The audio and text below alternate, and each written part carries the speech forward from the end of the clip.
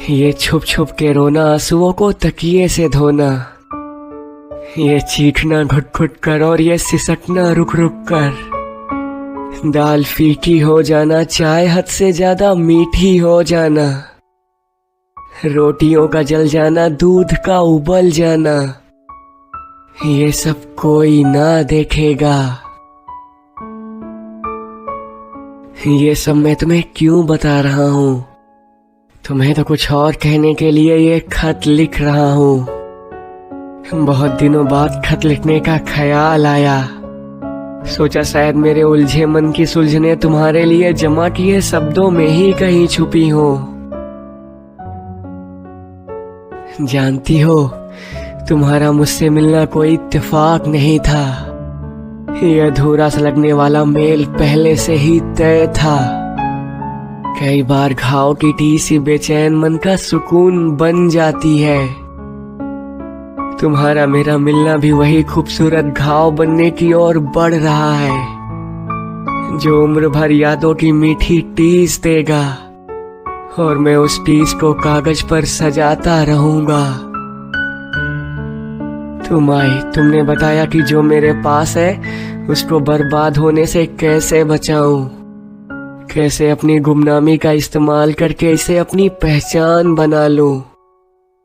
तुम मेरी सूखी कलम के लिए स्याही बनी, मेरे लफ्जों के लिए कागज बनी। जानती हो, तुम मेरे लिए दुनिया की हर खुशी, मेरी हर जीत, मेरे हर सपने से ज्यादा कीमती क्यों हो?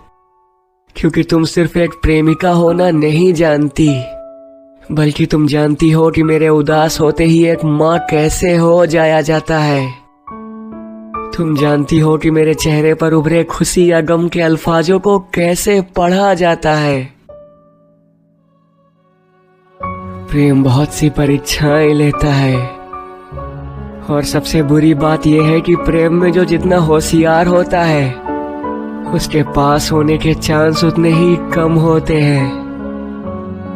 मेरा प्रेम पागलपन वाला है, जो कुछ भी करने के लिए हमेशा तैयार है, और तुम्हारा समझदारी वाला, जो कुछ भी करने से पहले 100 बार सोचता है।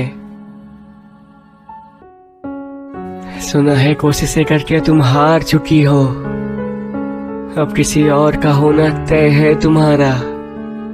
चुप मत रहो, मुझसे खुल के बोलो, तुम्हें बोलने की आजादी हमेशा रहेगी। मेरी एक बात जरा गौर से सुनना। भगवान करे तुम्हारी झोली में खुशियों के इतने सिक्के हो कि उन्हें गिनने में तुम इतनी व्यस्त हो जाओ कि तुम्हें याद तक करने का मौका ना मिले मुझे। पर एक वक्त आएगा, सबकी जिंदगी में आता है, जब तुम अकेली पड़ जाओगी।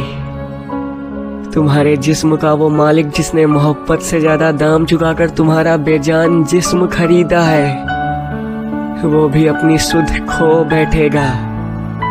तुम्हारे बच्चे अपनी जिंदगी जी रहे होंगे, तब तुम हर जिम्मेदारी, हर मजदूरी, हर बंदिश से आजाद हो सकोगी।